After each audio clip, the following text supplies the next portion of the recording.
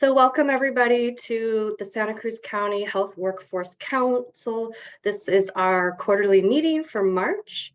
And I just want to thank everyone for joining us, especially during what's been a pretty tumultuous week for our county, and hope everyone is staying safe and dry in these storms and has power. As a side note, we don't anticipate this, but if we do lose power and the meeting gets shut down, we'll send a follow-up email to everybody. So you can go ahead to the next slide, please.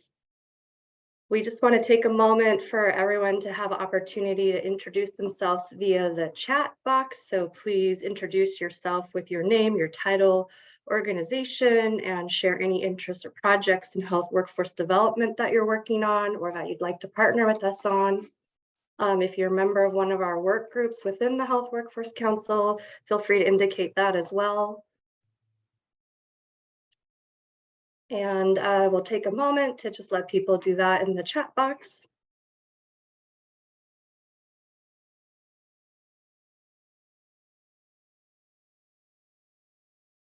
And while people are doing that, you can go ahead to the next slide and I'll quickly go over our agenda. So while we're doing our welcome, introductions via the chat box, the agenda for today is we have three exciting presentations from training programs within Santa Cruz County. We'll be hearing from Pajaro Valley Unified School District's Career Technical Education on their patient care pathways, and Santa Cruz County Office of Education on their career and adult learning services, healthcare career pathways, and Watsonville Aptos Santa Cruz Adult School on their healthcare programs. And as we wrap that up at the end of our meeting, I'll share some exciting updates around the Health Workforce Council and some events that we want to invite you to participate in, and then also share a brief report out on our work group and what all of our work groups have been doing since our last convening, which was in December. So with that, I'm actually going to hand it off to our next our presenter. So Sandy Solis is joining us from Pajaro Valley Unified School District, and she's with the Career Technical Education Program. And Sandy, I'm going to hand it over to you. Thank you for joining us today. Thank you. Hi, everyone. Yes, for those of you that I haven't met yet, I'm Sandy Solis Maldonado. I am the CTE counselor at PVUSD. Thank you for the invitation. So next slide, please. So I want to talk to you guys a little bit about PVUSD in general, if you're not too familiar with our district. So PVUSD covers 150 square miles on the California Central Coast. We have approximately 17,000 students at 34 different schools in 5 different communities. 10% of our students are migrant.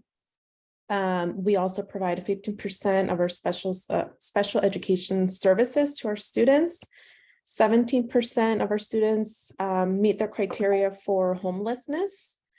66% are English language learners, or at some point they were. 84% of our students are Latino or Latina, and 85% are socioeconomically disadvantaged. And we have approximately 84% of our graduation rate. Next slide, please. And this is a little bit of our CTE program. So just a little story behind our CTE program. Julie Edwards, who is the coordinator for our program, who couldn't be here today, her and I came into CTE in 2019, and our program was a little bit different at the time.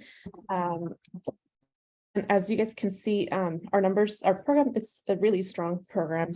But back in 2019 and prior years, we had limited student access. We had a lot of single courses, so not necessarily in a pathway. And our courses were not aligned with the newly implemented A through G graduation requirements.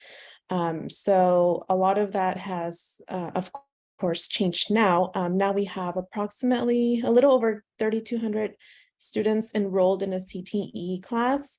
We have about 50 teachers who are teaching 63 different courses in 24 different pathways.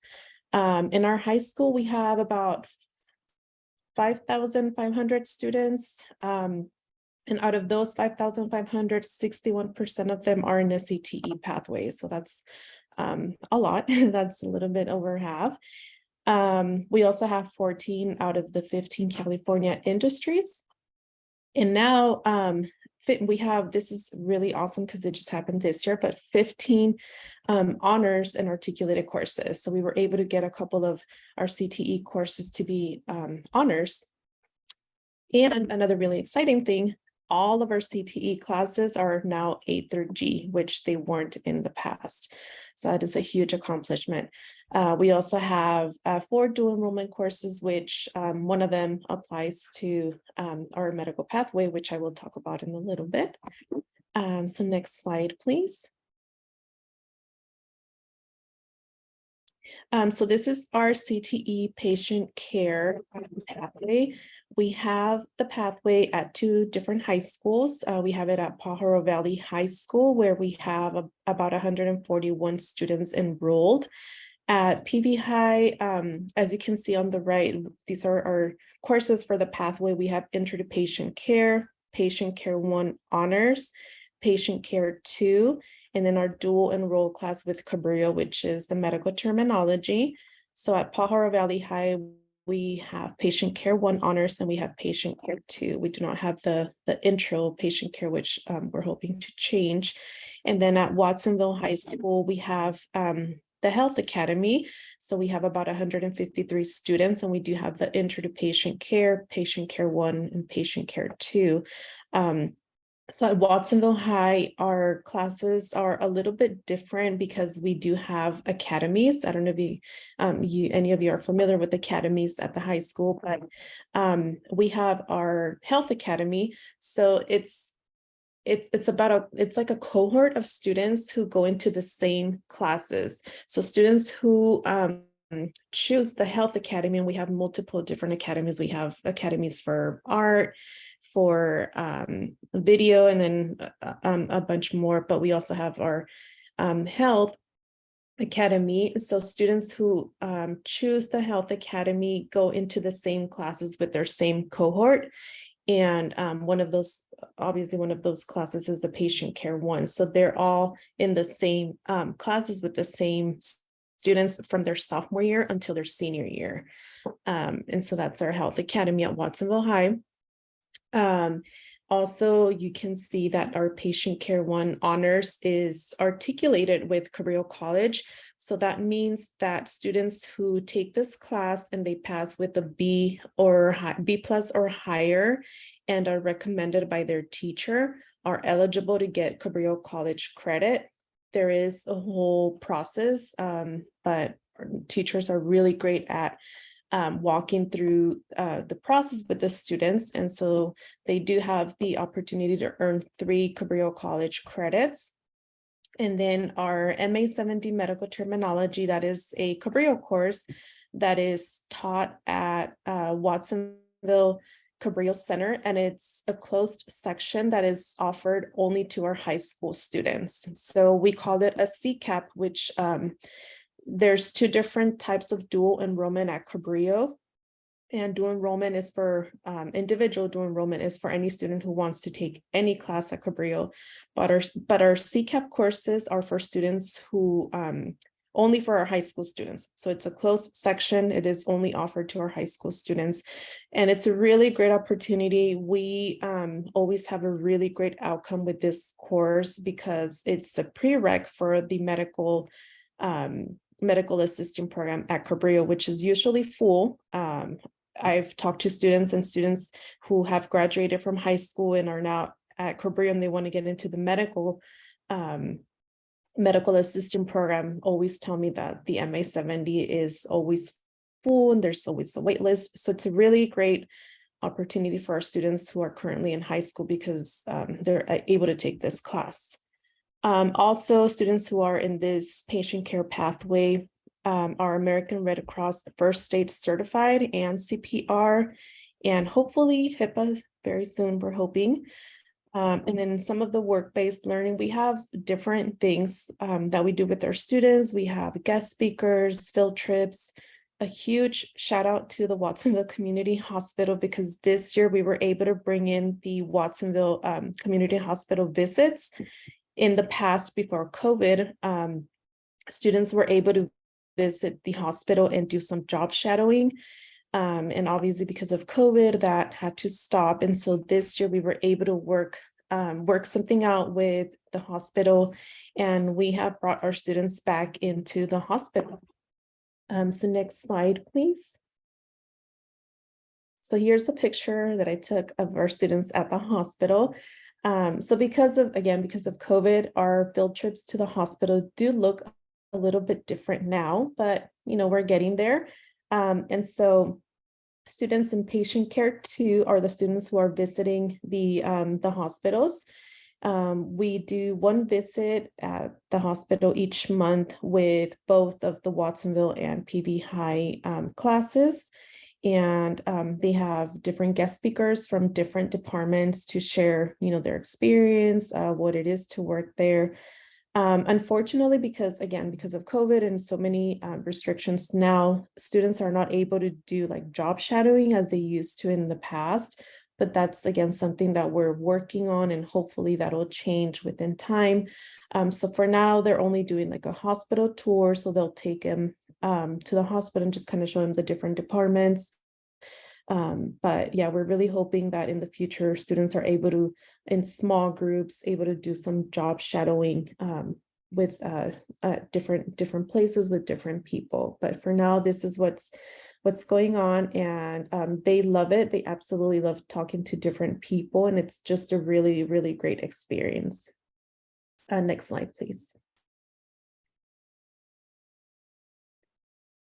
So this is our Patient Care 1 course. In Patient Care 1, students can explore human anatomy and physiology and acquire a strong foundation for further study of these sciences. They also learn how systems of the body function and interact through physical activity, and develop a thorough understanding of the structure and function of the human I don't know if I'm going to be able to pronounce that word, but musculoskeletal, sorry, system. It's a hard one. And then next slide. And then this is Patient Care 2. So Patient Care 2 is our capstone course, which prepares students for careers or post-secondary education in the healthcare field. The course is designed to prepare students to perform clinical skills, including exam room procedures, taking vital signs and medical histories, first aid, CPR, and routine laboratory procedures. So this is more of a hands-on because it is our capstone course. So that's where students get to visit the hospital, and it's definitely a little more hands-on. Next slide, please. And then, sorry, I forgot to add the slide for medical terminology, but I just wanted to briefly explain what the course description on that one is. So as I mentioned before, it is a prereq to get into the medical assistant program at Cabrillo. And in medical terminology, they teach allied health students fundamentals of medical word building with emphasis on prefixes, word roots, combining forms, abbreviations, and lay terms. So it's a lot of some of our students' feedback is a lot of words, a lot of memorizing. Again, it's medical terminology, so a lot of terminology, but students really enjoy the class, and it prepares them very well for the medical assisting program at Cabrillo. And so I wanted to just throw some ideas out there for how we can support our PVUSD healthcare pathways.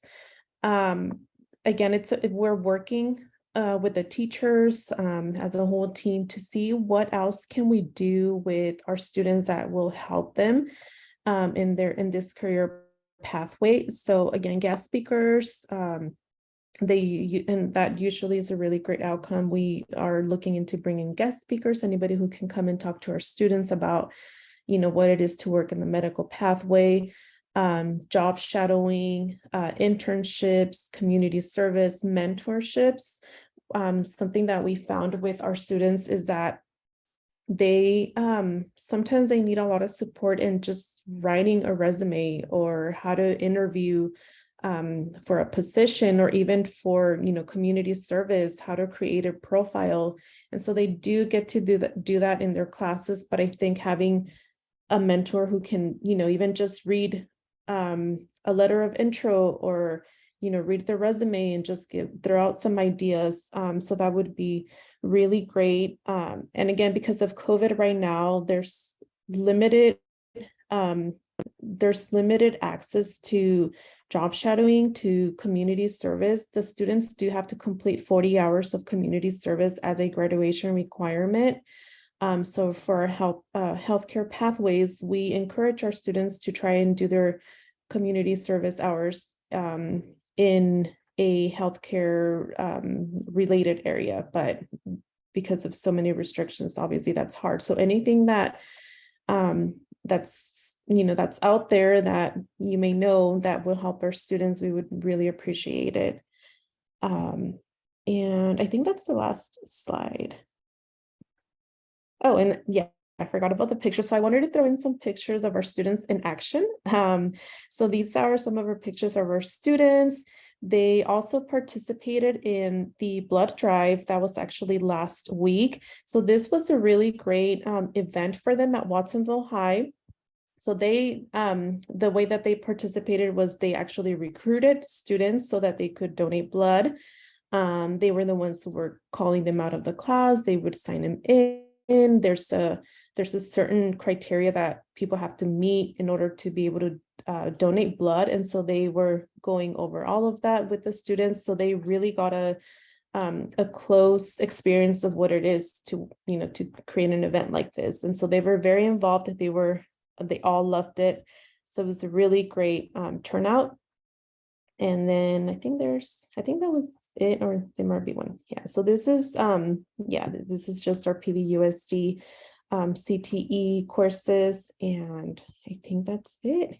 Thank you. Thank you, Sandy. I love that you included photos because I'm a visual person. I love to actually see, see the students in action. Yeah. Yeah. We have time for questions. One question I have right off the bat is if folks want to engage with you in the one slide you had about internships, mentoring, job shadowing, what's the best way for them to reach out? And maybe you can share that information in the chat for everybody. Yeah, thank you. You can definitely reach out to me. I will write my email address, and we can definitely work something out and pass it along to the teachers. Thank you. I should have included that. And we can share that when we send out the presentation slides.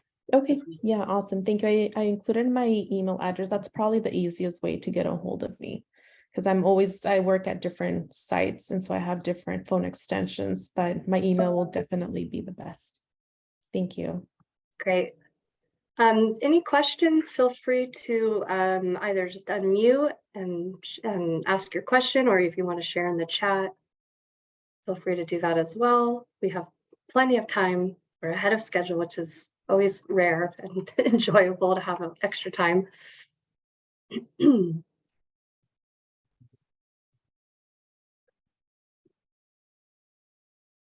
I'm not seeing, somebody unmute, or was that you, Sandy? I'm not seeing any questions, so feel free to drop them in the chat if you think of something as we continue through our presentation, and Sandy's emails in there. So thank you for presenting. Thank you. I muted myself because of the bell. That was. Oh, I was like, I thought I heard a little. Yeah, great. Thank you. Thanks. So next we have the team from the Santa Cruz County Office of Education presenting to us on the middle career opportunities that they have in their, I think you guys call it CALS now, but it's Career and Adult Learning Services. Correct. It used to be ROP, right? Correct. Yes. Okay. Thank you, Haley. Good morning still, everybody. I'm Soni Gara-Sanson, and I am here to speak a little bit about the medical career opportunities that we offer through, as Haley said, our Career and Adult Learning Services Department. I wanted to just say thank you to Sandy for that presentation, and I really like your slides, and so I'm taking notes. And just for the partnership, there's a lot of folks on this meeting actually who we've been collaborating with, and really appreciate your support and your input. And as you said, we have a couple of our colleagues here from the COE. I'm joined by Scott Keller, a coordinator for Career and Adult Learning, and also Laura McCondray, community organizer. So just a quick acknowledgement to them, and my gratitude to you both for helping us with everything that we do. With that, next slide, please. One more. So today I am going to share with you information about our 3 adult programs. 2 adults, and then ideas for a pipeline. We have our medical assistant program, our dental assistant program, and Ferris will be speaking about this idea of building something bigger than even a pathway. And welcome, Ferris. Next slide, please. So we are a new department, the Career and Adult Learning Services. I want to say this is year 3, maybe year 2.5. I came in sort of midway during the first real year of COVID. And so taken from our vision statement, what we do is we provide our students opportunity to acquire the skill sets that they need wherever they are. And so thus the little path image there as a metaphor of meeting folks where they are. So we do have high school programs. That's not our focus today. And we have adults from all different walks of life, different ages, et cetera. And so really amplifying that, meeting them where they are, is an important part of the work that we do. Next slide, please. So in our new department, the umbrella is Career and Adult Learning, part of our student programs division. And we essentially look after 3 main programs, and that includes our Career Technical Education, our Sueños program, which is a WIOA-funded work development program for youth in Watsonville, age 16 to 24, and our Career Advancement Charter, our high school diploma program for adults. We are at site-based programs, and we are also active at probation success centers as well as corrections, offering high school diploma and equivalency. Next slide, please. So for our adult learning courses, the dental and medical assisting programs have a reputation. They've been operating for many years, and they take place, both of those, at our 399 Encinal location. They are both 10 months long, and they are fee-based. New to our adult learning department, it's still new, is our Building Trades Pre-Apprenticeship program. And that is a 10-week rather than a 10-month, much shorter program, and it's free currently because we have the California Apprenticeship Initiative funding in place, as well as support from the Workforce Development Board. So we're able to offer that program free of charge currently. Next slide, please.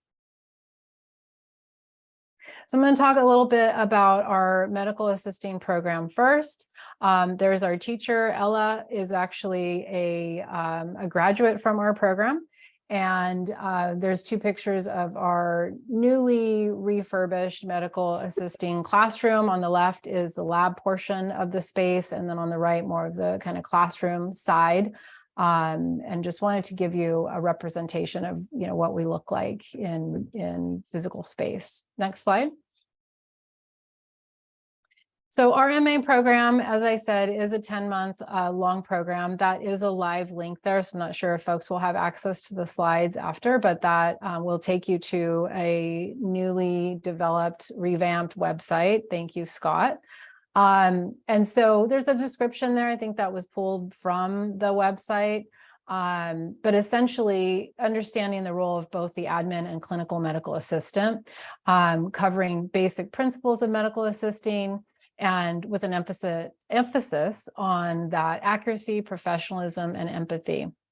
And so they do also complete 180 externship hours. Many of our students are doing that currently. And the certificates earned are listed there on the right. And I do see a hand up from Nicole. Hi there. Hi. We are really interested in trying to create a pathway to becoming an MA for some of our entry-level positions, like a call center agent or a front office assistant. Can you tell me roughly what time and days do you have your MA classes? I wonder if it's something that could work with our current. Yeah. That's a great question. And I think that what you bring up too is part of the pipeline idea that Ferris will talk about towards the end of the presentation. It is currently Monday through Thursdays from 3:30 to 7:30. And there are, yeah, no problem. So the cost is $6,000. That is a lot of money for many of our students. And so we work closely with WIOA for eligible students, and we are able to set up payment plans and, however we can help students get to be able to pay that. Next slide, please.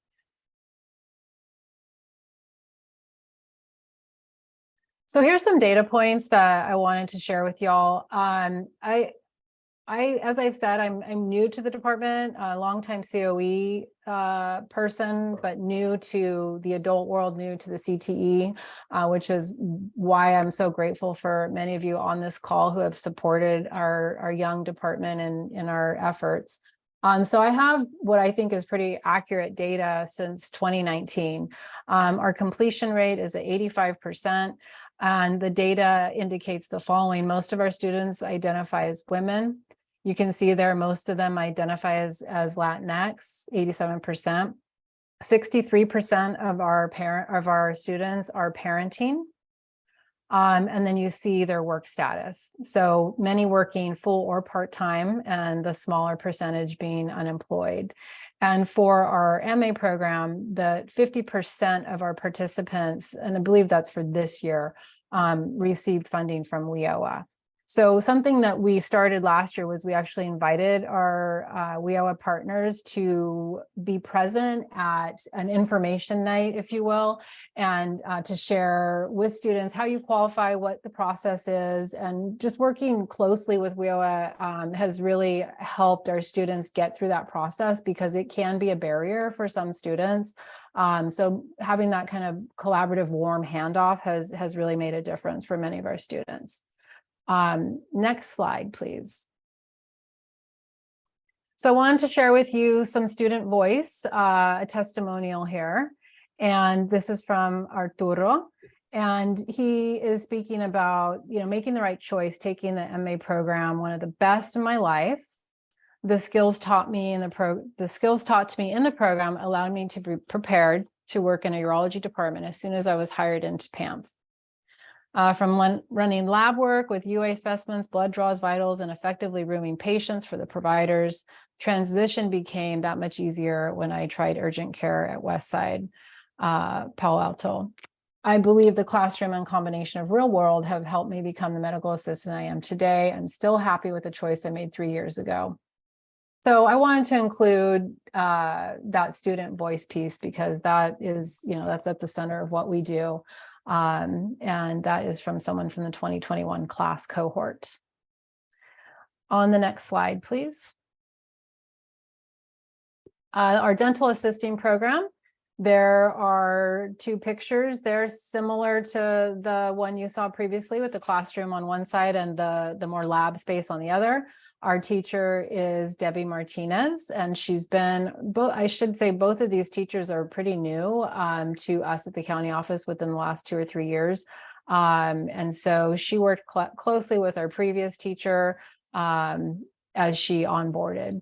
So that's our teacher and that's our space. On the next slide, we have a description of the program. So again, 10 months, same price, $6,000, again, with that financial assistance piece available for qualifying students. And then the certificates earned there on the right. So really, they're very similar the way that they are set up. This class is a little bit different, and the times are 2:30 to 6:30, Monday through Thursday, with the labs being a little bit different. And there's more specificity on the website as well, which is linked there. And I did see that Haley put in the chat that the slides will be shared. So that is an active link as well. And so, yeah, just a description there of what our students receive in our program. They also participate, I don't think it's here, in an externship. Many of our students are currently participating in those opportunities right now. Next slide, please. Another student voice example. This student actually was featured in our newsletter, and she shared with us that she was awarded Employee of the Quarter award. So Alexis Servin, she was hired to work full-time at Dientes even before graduation. And so when she received the news of this award, she reached out to our teacher with the message there at the bottom. Hey, Miss Martinez, just wanted to let you know I really appreciate you as an instructor. I learned so much. Guess what? I won Employee of the Quarter. Thank you for not letting me give up when I had tough days during my internship. I do want to pause and mention something that's not in the slides. Is one thing that we have amplified in the last couple of years with the new team that we have is this holistic approach to our students, and really wanting to be supportive for them for what they need. And so Laura McCondre is a big part of that. We have students who have transportation challenges, need mental health referrals, need food assistance, linking them with different community resources has been part of what we've been able to do over these last couple of years. And having the county office being a place where we can tap into those resources really benefits our adult students. Next slide, please. So some data points, again, since 2019 for who are our students in the dental assisting program, a bit of a higher completion rate here at 90%, and indicating the following. Again, 89% identifying as women, 75% Latinx, 70% are parenting, very similar to the MA and even the who's working and who's unemployed. Again, almost thirds there, working full-time, part-time, and being unemployed. And 68%, a little bit higher here, of our participants receive funding from WIOA. And WIOA does also pay for their scrubs. I know that they help with transportation. It depends on what the student needs are and what they qualify for. So that's a big, it's a big indicator for some students being successful, having access to those things that they need. And next slide, please. So very excited to share with you all that we were recently the recipients of a planning grant with the California Apprenticeship Initiative in partnership with Dientes. We are going to build an apprenticeship program. Little description there of who Dientes is and what they do. I think probably many of you are familiar. I think there's representation today here from Dientes. And so we know there's a demand for dental assistants. Actually, I wanted to mention too that both of these occupations remain on the high demand occupation list, medical assistant and dental assistant. We look at industry data while designing programming, and to be able to qualify for WIOA services, the occupation has to be on that list, which both of these are. So we know there's a real demand for both medical and dental assistants. And so together we are planning to build out this project to bring more dental assistants along. And some of those outcomes there on the right, we will be developing a DOS registered apprenticeship program, which is a big lift. And I know that we'll be reaching out to some of you on this call again for support there. We're going to have to identify industry partners to collaborate with us. And it's going to give us an opportunity to improve our program. We need to upgrade some of our equipment, and this will help us with that. And then again, as I mentioned, we'll be supporting students holistically from registration to employment. So that's exciting and a good way to end my part of the presentation. I think from here, Ferris will talk a little bit about building these programs. Thanks, Sony, and thanks for Haley and Cal and folks for allowing us to come here and share with you about what we've been working on and making available. You know, I wanted to share with you just a little bit about the kinds of things we take into consideration when we identify certain pathways that we want to build out. And some of the criteria we'll look at is student interest, of course, labor demand, and Andy gives us some great information about local labor demand.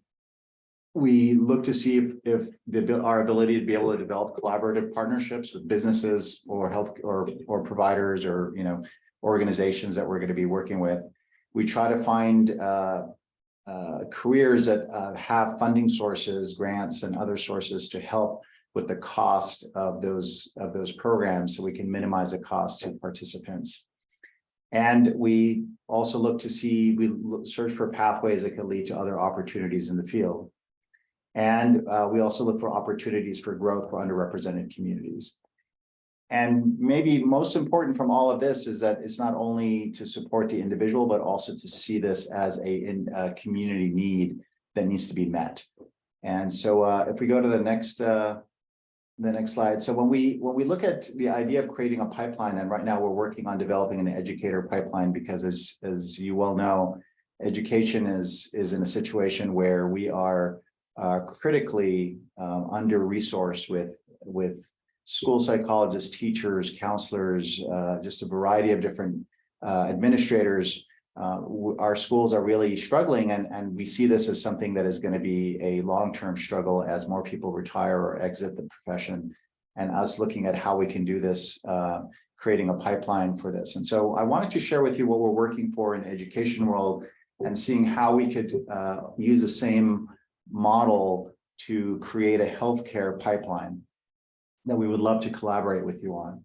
So what we consider a pipeline is really having a coordinator, hiring staff basically to be able to help set things up, create a map of all career opportunities within that pipeline. It's missing there. Finding employment at all levels. So not just thinking about what the end product is once you've finished a certain program or certain aspect, but looking at it, what happens when you are completing your CTE class or a graduate from high school? What happens once you complete your MA program? What happens when you are completing your AA program, and so on? So finding employment opportunities so that the people could see progression and could see the milestones as they're moving forward, because clearly our goal is to get for them to reach a place where they have a sustainable wage for themselves and their families. We also feel like it's necessary to have mentoring opportunities to help people stay on track. Again, with the partnerships, we recognize that no single educational organization could do this on their own. Finding those financial resources, and then having robust online resources so that people can be able to see what kind of pathway they're on, and also get a sense of, if I'm here, if I'm a high school student, where can I go next? If I'm in Cabrillo College, or I've completed an MA, the medical assisting program, what is kind of the next level for me? What are the steps that I need to take? What level? And so if we can go to the next slide. And we designed this and started filling it in for the educator pipeline, but we're starting to create our own version for the healthcare pipeline, is really seeing all the different milestones in the system. These are obviously, it's not really, it's just a one way of looking at the path, right, for this pipeline. Starting in high school, you heard about some of the CTE programs that our K-12 partners are implementing. Our idea, for example, on the education side, is looking for employment opportunities for students right out of high school, becoming instructional aides, working at a school sites, for example. Same thing in the healthcare field, looking for things that students who have an interest in that field that they could be able to get into. get into the career technical training, such as medical assisting, dental training, and then looking for employment opportunities. As Sony mentioned, many of our students get jobs before they finish our programs, and so the demand is really high.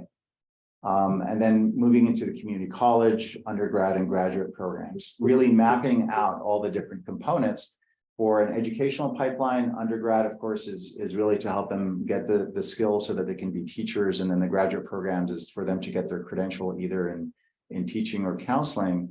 On the medical side, we'd be looking at pathways like from medical assistant to RN, for example, and be able to make sure that the foundational support is in the bottom there, which is ensuring you have a case management and mentorship component, having online interactive resources that help people visualize their path and how they're going to get there, and also finding financial support. And all of these components are kind of foundations to help our community move through these milestones to get to a point where where they're contributing to the community and have a sustainable wage for their family. Would it be possible for me to share my screen? Yes, we can do that. Let me great. make you a co-host. So I had hoped I'd have a sample of our interactive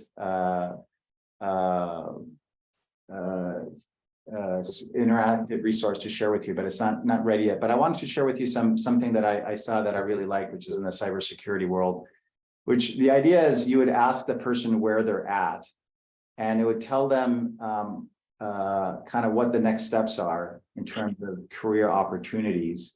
It would also tell them, for example, if they choose here, it would give them information about, for example, how much they would be earning, what kind of education they would need. Like I click on, actually, let's stick with the roles. It would show them, for example, the salary at that level. This is a little bit more complicated than what we're working on, but our idea is that wherever you're at, you'd be able to look forward. And then also, as you pick that career path, you'd also be able to say, what are the underlying kind of certifications or a training that I would need to get to this level? How much would I earn? How many job openings are there? And our idea is to try to create something that could really inspire interest and excitement about these different career paths. And so we're building this for education because that's what we're focusing on in terms of launching our educator pipeline. But I would love to replicate this model with some of the partners on this call to create the healthcare pipeline, because we have this design, and many of you are the experts in the field that could help us with putting this together and be able to support a healthcare pipeline, because we recognize it meets all of those things that we're looking for to ensure that it being a huge community need and something that could get our community who are participating into a sustainable wage that for them and their families. And that is my quick overview of what this healthcare pipeline concept is going to look like. We hope to have our interactive educator pipeline website up in the next 6 weeks or so. And then we would be interested in maybe forming a collaborative to work on a healthcare pipeline that would really tie together the CTE component that the high schools are doing with career technical training, with community college, undergrad. And so a lot of the work that the partnerships are already happening that this call is all about, we would be able to maybe create something that would be a useful resource that would support this effort. Thank you.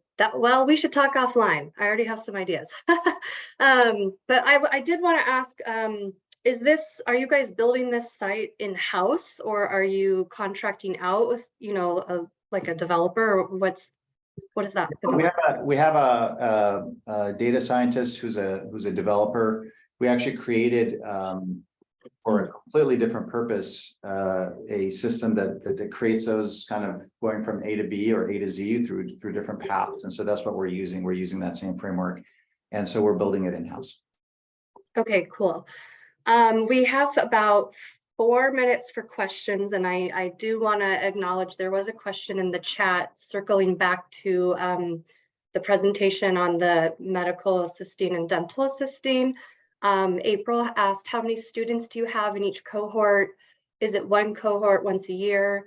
How has it been for your ability and access to interested instructors? Are you fully staffed for the amount of students you want to accept? And do you utilize clinical sites? And has that been a challenge for you for externship placement, et cetera?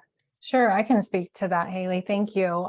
So we have about 20 students in each cohort, sometimes 18, sometimes 22, and it is once a year. So total of between 40 and 45 students between the two programs. And as far as instructors, we actually are looking for a medical assisting instructor, and that we need to fill that position. So that's been a little bit of a challenge. We haven't been flying it for too long, but we definitely need to get that filled. And are we fully staffed for the amount of students? Yes, currently we are fully staffed for the amount of students we want to accept. We do have a learning assistant in both programs as well as the teacher. And do we utilize clinical sites? Yes. And has that been a challenge? Definitely challenging more challenging for some students than others. And I think that's where that wraparound mentorship, case management comes into play. Some students are comfortable going to a clinical site and taking that on, and others need more coaching and support. And how do you approach the office? And so we're working on that. And I think that's part of the apprenticeship initiative model, is really that checking on the work site, working with a mentor at the work site, making sure that our student and the provider, that it's working for both of them. So yes, we do use the sites, and yes, there are certain challenges associated there for sure. Thanks for the question. I see Dr. Gordon has his hand up. Hi, Cal Gordon from Public Health. So I just wanted to comment on sort of this visual presentation of how you get to a particular job. I think it's incredibly important. I think a lot of students don't necessarily have a sense of how to do this. And so I think that this will be extremely helpful. I do think that if people get motivated to go into certain careers, medical careers, then really supporting it with the excellence in the STEM training and the equivalent, so that people will be ready when they do get to college, is going to be an important component. And that was raised by a number of our pediatric family medicine work group members. But I think that this would be a really good aid for the community. Thank you. Any other questions before we move on? Okay, and if anything comes up, feel free to drop it in the chat. I'm going to introduce our next speaker, which is Connie Williams with the Watsonville Aptos Santa Cruz Adult Education Program. I think you guys call yourselves WASC, but correct me if I'm wrong. So Connie, yeah, welcome. Thanks for joining us. I'm going to hand it over to you. Great. Hi. Thank you so much for inviting me. This is very exciting to be able to learn about everyone else's programs. And I would like to share about the programs that we have at WASC. So can you go to the next slide? So this is me. I actually am an RN. I went to school at Monterey Peninsula College and got my RN in 2001. And I've been a nurse since then. I went on and got a BSN. I'm a public health nurse.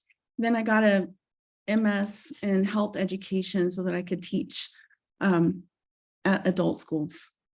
So, and at WASC, I am the health careers chairperson. So I'm kind of the coordinator of all the courses that we provide. And there's my email address, just in case you want to contact me. I would love to share experience as like a guest speaker. I have experience in labor and delivery, peds, and school nursing. So yeah, I would love to share if anybody needs that. Can you go to the next slide? So our school actually offers a California CDPH, California Department of Public Health CNA program. It is certified, and we have to offer 66 hours of theory and 102 hours of clinical instruction at a local convalescent hospital. We have a cohort that just finished their theory yesterday and will be starting tomorrow at the facility, and they're very excited. Some a little nervous, but that's okay, they'll get it. It is kind of a fast-paced program, but ours is better than other, ours is a little different than other programs because we take a full semester for them to be able to do this course, and that allows them to work or be a parent so they can have outside obligations, right? Whereas some other programs are like very fast-paced, they're over in 5 weeks, but you really can't do anything for 5 weeks. You can't work, you know. So anyways, one of the benefits of learning how to become a certified nurse assistant at our school is that we provide test prep materials and skills videos, because in order to become a certified nurse assistant, you have to do both a knowledge test, which is a written test, and you have to do skills testing. So, and there is an outside testing agency that will come in and test students to ensure that they are compliant with everything they need to know. There are 21 skills that they must know how to do, and they're randomly selected during the test. So students really have to prepare. So we also have tutoring for all of our students. And they usually identify during the course, and that's fine. That we're so happy to be able to like really make this a positive experience for everyone. Some of our students have had academic trauma, and so we try very hard to make this something that they can succeed at. And we do also have tuition assistance through WIOA. About 50% of our students are using WIOA in all of our programs, actually. We also work with the Department of Rehab. Something I didn't say about our school is that we are an adult school. So we can only have people who are over 18 years old. That's the only problem, I think. But we would still like to collaborate with people. This is a textbook that we use. It's designed specifically for the California. And our instructor is bilingual and bicultural, Spanish, English. That's really important because we have a lot of English language learners. They aren't all Spanish speakers, but there's a lot of Spanish speakers. And sometimes there are words that they just don't make sense, or a phrase, right? And so she's like, oh, this is what this means, right? So we're so happy that we have her. She's great. Can you go to the next slide? This is a picture of our students. This was in the fall of 2020. We really didn't stop. We took students to long-term care. This is a very small group. They wouldn't allow us to have a large group at that time. But yeah, heroes, CNAs are heroes. They definitely are. They care for people. They are giving them primary and basic care at the bedside. So, and they're so needed in the community. Okay, can you go to the next slide? When they complete our CNA program, we have a transition specialist. She's actually on our call. Her name is Julie Madrona. She's great. She helps people with resumes, job applications, and interview skills. And she also has collaborated with people in the community. All of our students have jobs when they graduate if they want one. The problem is picking which job they want to take, right? They have a lot of offers. So they're like, oh, well, should I take this job or that one? You know? So, I mean, that's how badly we really need CNAs. And so we're happy to be able to provide this program. And then also the state certification test used to only be offered in Santa Clara, and that was a problem because students didn't really like to drive over Highway 17, but now we offer it on site at our school. So there are other CNA programs in the area, and they can come and use our school as a state certification site. So that's a very good improvement that we have. Can you go to the next slide? So I talked about the students all having multiple job offers when they graduate, and that's because it's estimated by 2030, the senior population will double to 9 million, and our state faces an estimated shortage of 200,000 home health and home care aides, and the similar statistics for CNAs. So as you can see, between 2016 and 2026, there has been they expect to be 47% higher need for home care workers. So we offered that course as well. Can you go to the next slide? So we will be offering the home health aid course beginning in August of this fall. And so the students have to be a CNA before they can take this course. They have to have passed their CNA certification, and then they can apply, they can get into the home health aid program. And after they finish it, it's a 20 hours theory and 20 hours clinical. And after they finish their program, they finish their certification test, they can get a job working with a home care agency as a home health aide, which is different from just a home aide, right? So we have a lot of students who are very excited about beginning this program, and it's something that we don't have in the community right now. So I'm glad that we're going to be able to offer it. It'll be the same teacher. She's bilingual. She also has a lot of hospice experience. And we have tuition assistance available as well. Can you go to the next slide, please? Here's a picture of our graduates. So we do offer clinical medical assistant, administrative medical assistant, introduction to dental assistant, and pharmacy technician. And some of these have an externship. Administrative medical assistant also has an externship. It just didn't get in the slide. Our students are certified through the National Health Career Association.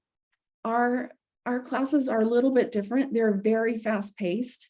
It's condensed into a semester. So whereas the other medical assistant programs are a year long. And so it's like they have to be really focused, right?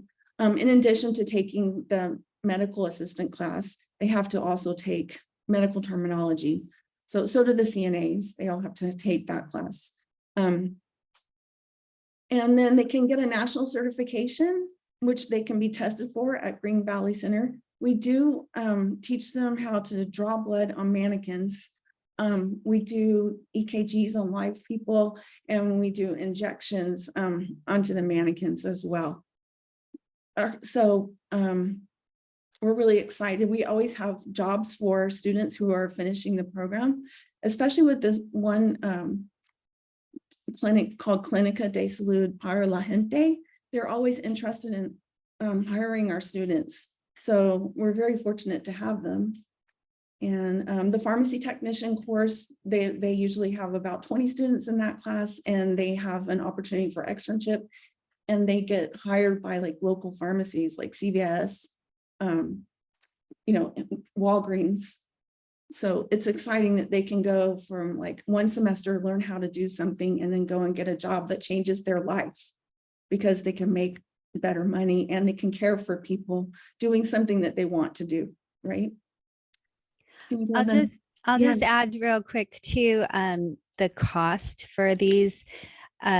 The CNA program is $1,500. The CMA program is $2,600.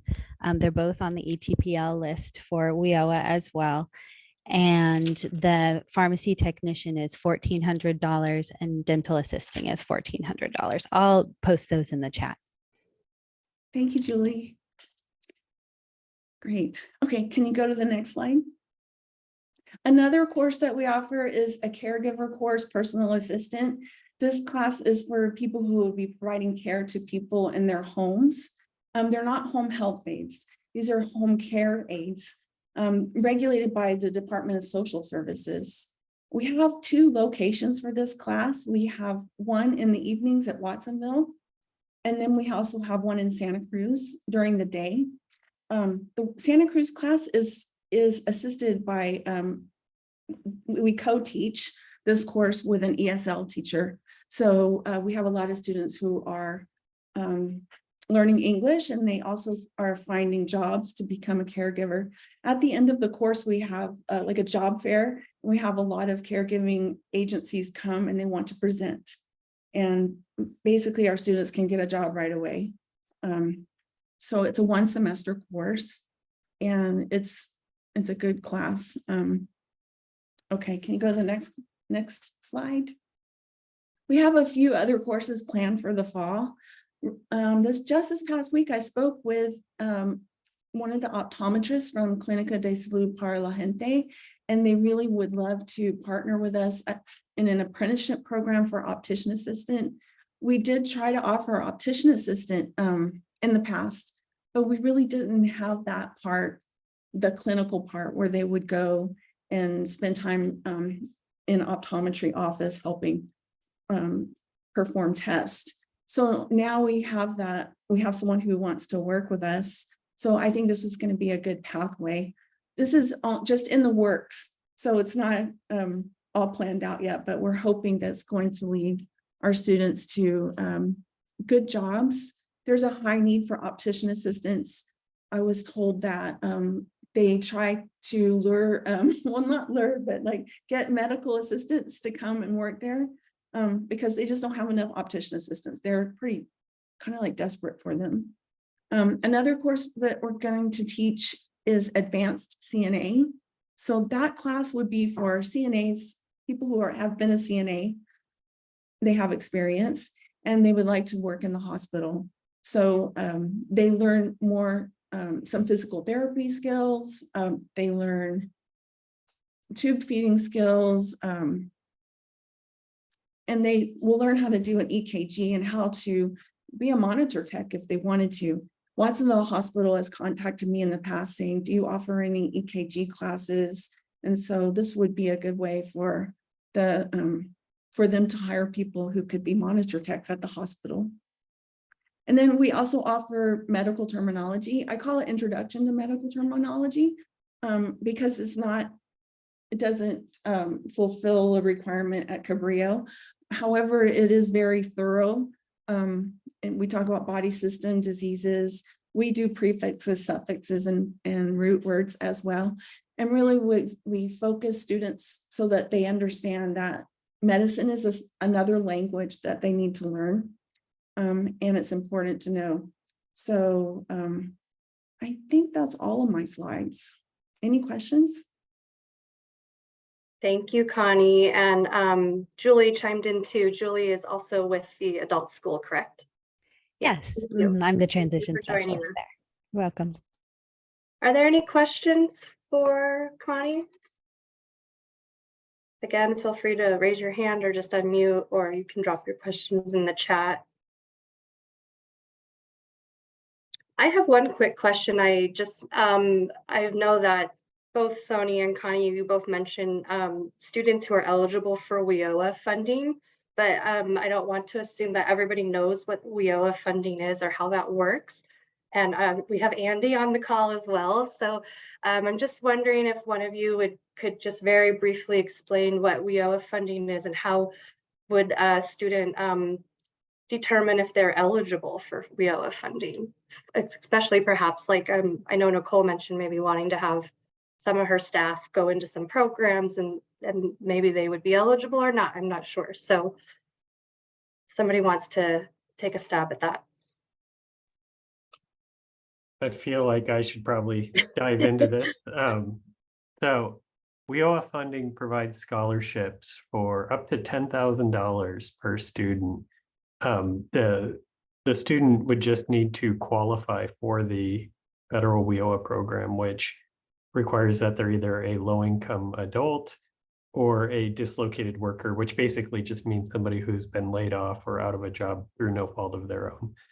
So if someone is interested in the program, or if you have students who are asking questions about it, I would recommend you direct them to our website, which is workforcescc.com, and we can get them connected. And on that website too is a bunch of information about how to get connected with the program. Andy, would you kindly drop that website into the chat for me, please? Yeah, Thank I'd be happy to. Thanks. Great, thank you so much. All right, well, we're going to move on with the last agenda item for today. So I'm going to share some announcements. Our first one is that Your Futures Are Business, in partnership with Cabrillo College and HIP, is putting together a health career expo. This will be at the Cabrillo College Aptos campus. We're sending out notifications now because I know everybody's schedules get so busy, and we'll send a calendar invite to this group as well. But please save the date, October 6th, to join us. This is an opportunity to meet with high school students across the county and share information about your health profession and your organization, and really engage with youth early on to share about health careers and health career pathways. So I'm dropping a link in the chat that you can just go ahead and sign up if you are able to commit now, but we really love to get full capacity for this event, and we'll be sharing more updates as the date gets closer. So please save the date for this exciting event. And this is really something we heard through our listening tour we did last year and in our work groups that we've been meeting monthly, that there's a strong desire across all of our work groups and organizations to connect with youth early on and share more information about the various health career pathways and health professions that young people can need to learn about and get engaged in. Next slide, please. I'm also really excited to share that the California Workforce Development Board has awarded a High Road Training Partnership Resilient Workforce Fund of $500,000 to HIP, basically to continue our Santa Cruz County Health Workforce Council for the next 3 years. So that contract will start this June and fund our monthly meetings and our quarterly meetings through March of 2026. So we're really excited to be continuing this work and not having it stop at the beginning of this summer. And we've just really started to hit the tip of the iceberg or start to build momentum with all of our work groups and all of the projects and deliverables that we've been discussing and all of the recommendations that our work groups are working on. So I'm very happy to share that we'll be able to continue this work that was so generously funded with the Santa Cruz County Workforce Development Board for the last 2 years to get us up and running. So thanks, Andy. I'm glad you're here with us today.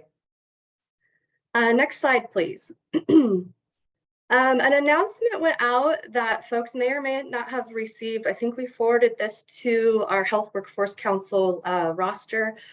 We just wanted to share that the HRSA has released a health workforce connector tool. This is like a kind of like a job portal. So organizations can post jobs and training opportunities on this site, and job seekers can find job postings and job opportunities on this site. So for those of you familiar with like EdJoin, which is how to find educational career opportunities, this is like I kind of think of this as like the EdJoin of health workforce. So just wanted to share this site and the link with you all and just make sure you're all aware of it. And I'll go ahead and drop the link for this in the chat as well. And last but not least, you can go to the next slide. I just want to provide just a brief update on what all of our work groups have been up to. So currently our behavioral health work group, one of our top priorities right now is pursuing a proposal to expand the workforce of licensed providers. We have an opportunity through a grant to offer a 25 to 50% discount on hourly supervision rates if we can receive a countywide commitment of to 50 associate level staff that need to be supervised, and the supervision would be done virtually through a organization called Motivo Health that provides online supervision. So we're currently working on getting together key stakeholders and presenting this information. I know we already have some interested organizations, and so the hope would be that through a regional commitment, we would get this extreme discount funded through a grant that would make clinical supervision or virtual supervision about $50 an hour. So stay tuned as we'll share more information on that as we can move forward with that, hopefully in April. Our medical assistant work group has completed a medical assistant externship best practice guide, and that guide is available on our website. I just realized it's very hard to see the link here, but I'll share our website in the chat, and then we will also be sending out an email distribution notifying people about the medical assistant guide. And we're really excited to have completed that, and we'll be sharing that with everybody. The community health worker work group, really this announcement is really more about Cabrillo College, but we're really excited to share that Cabrillo College also received the California Community College California Apprenticeship Initiative grant. So they received $120,000 for planning to set up a community health worker apprenticeship program, and the work group will be helping support that planning moving forward. And that was just announced a few weeks ago. And our nurse work group is currently working on creating a board proclamation for National Nurse Week to be released in May that celebrates and recognizes nurses across all sectors in the county. And so we're in early discussions about what that would look like and how our work group may support that proclamation and participate in that. And I added this in here because it's also just an open call for anyone who wants to be an endorser of this public proclamation. You can reach out to me and I will connect you with the appropriate people to further discuss. Next slide, please.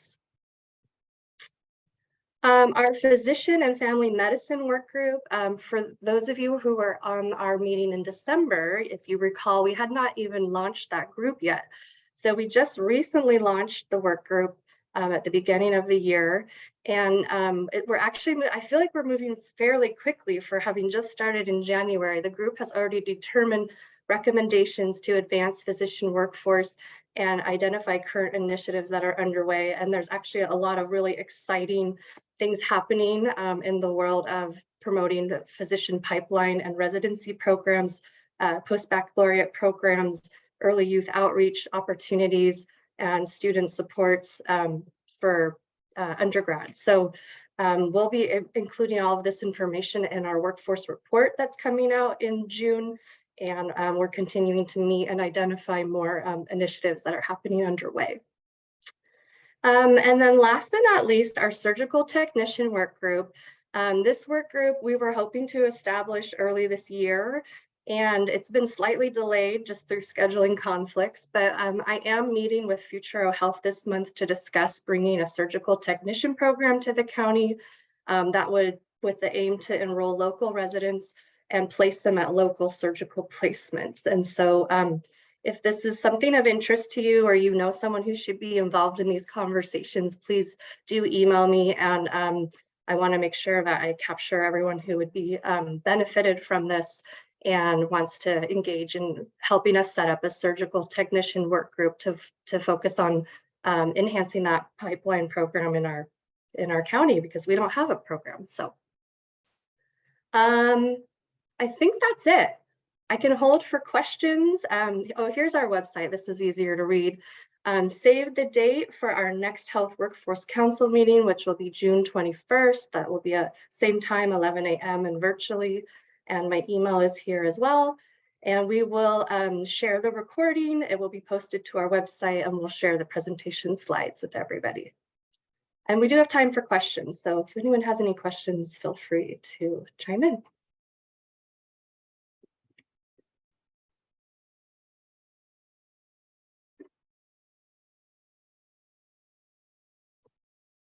Just drop the link to our website in the chat as well. I don't see any questions coming through, so we'll end 15 minutes early. And thank you all for being here. Thank you for your time.